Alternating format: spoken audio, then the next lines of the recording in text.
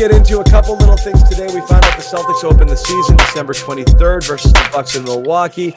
Not a ton of fun to talk about. What is fun to talk about is Kyrie Irving, Christmas Day, TD Garden, no fans. The Grinch himself comes to Boston on Christmas Kyrie Day. gets his wish. He gets to come back here to no fans. But he will play in this game. He will play in this game. Oh, 100%. But he'll play in the preseason game in a couple of weeks.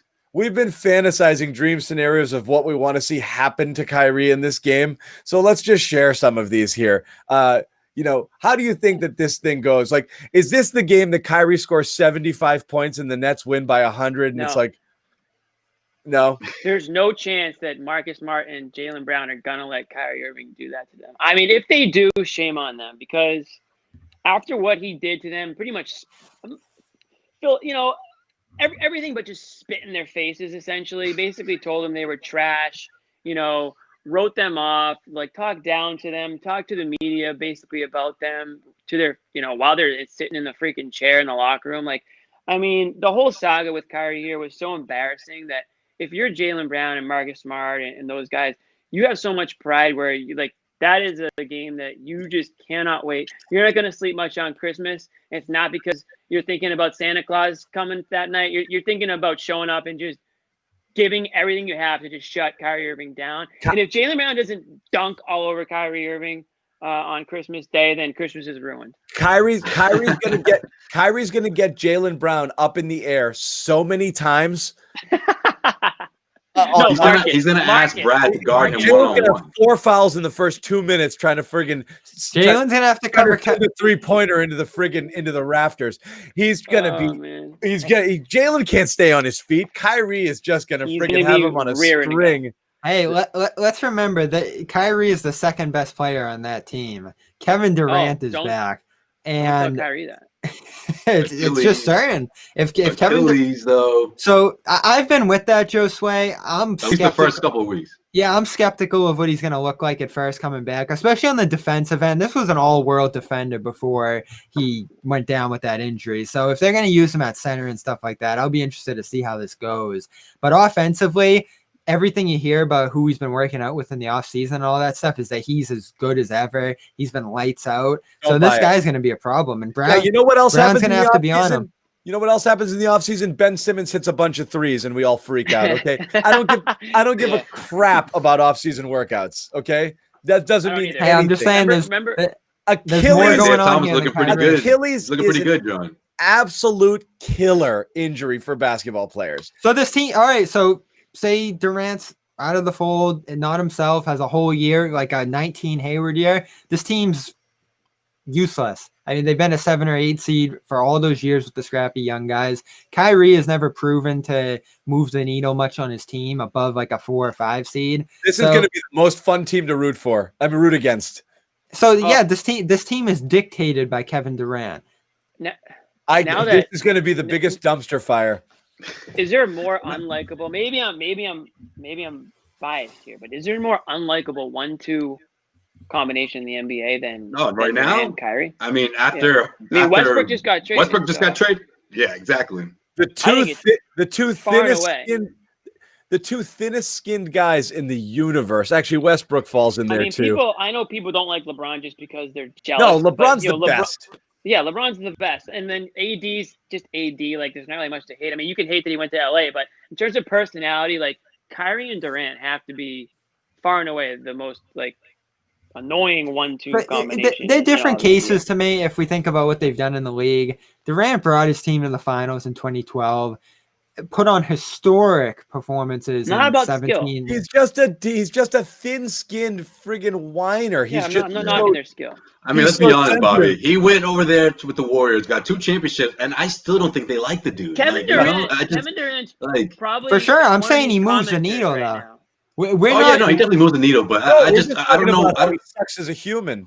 Yeah, I don't know what he's gonna look like on the floor. And if you're the Celtics, and if you're Jaylen, and of course you have that. You have to keep that energy, not only because you're playing against Kyrie Irving, but also because of this is a message to the entire Eastern Conference. I see teams or websites rather ranking the Brooklyn Nets above the Celtics already. The team that just finished in the Eastern Conference Finals against the Miami Heat already is below the Brooklyn Nets, even before the Kemba news and all that stuff. So if you're the Celtics, you need to take that personal. If you're Jaylen Brown and Jason Tatum, this is your team now. Those two have to take the mantle and send a message to the rest of the league. I want these two guys averaging no less than 50 points that first week of the season. Are you kidding me? They better.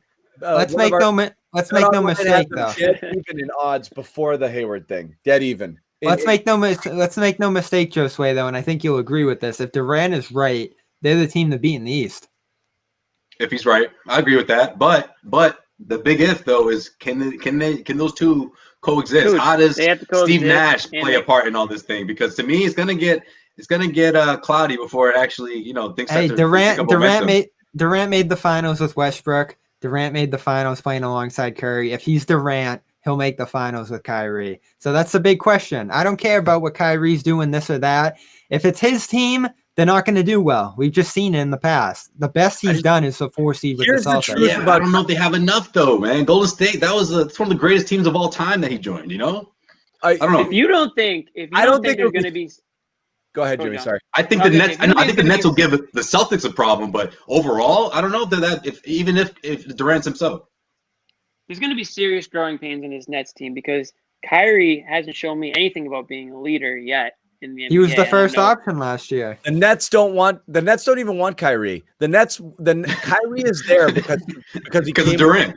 Because he came with Durant. If they had their way, they'd swap out Kyrie for a different person if they could. It was a package deal. You guys remember that awkward week and a half where it was reported that maybe Durant wasn't going to go? All of a sudden, Brooklyn's considering trading Kyrie. It was a week long. Wait a minute, whoa, we didn't sign up for this. Yeah. Where's Kevin? What are you talking about? That was it.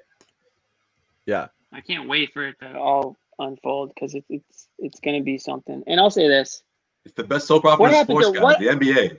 I think it's so simple. It's going to come down to what happens on the court.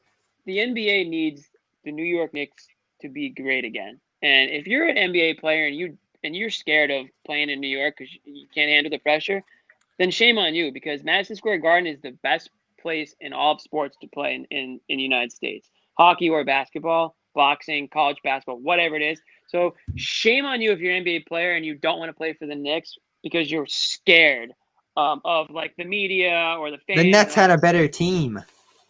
Nets are trash, man.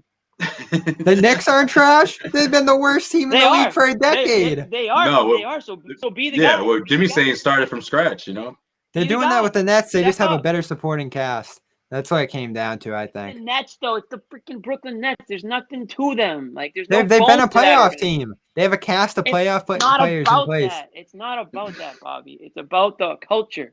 Now here's no, Jimmy. It's about Kyrie wants to go back home. It's about him crossing the Brooklyn Bridge. He's going back home. Jersey, I love Jersey so much. Come on, man. You guys do have a point though. That thing last year with Atkinson drove me up the wall because he was a good voice for that team. He built them up. He turned that franchise around. He kicked them out. And so if they choose that team because of the pieces in place there and then they deconstruct it, as it seems like they want to do by getting rid of these great young players. I love those young players there on that team.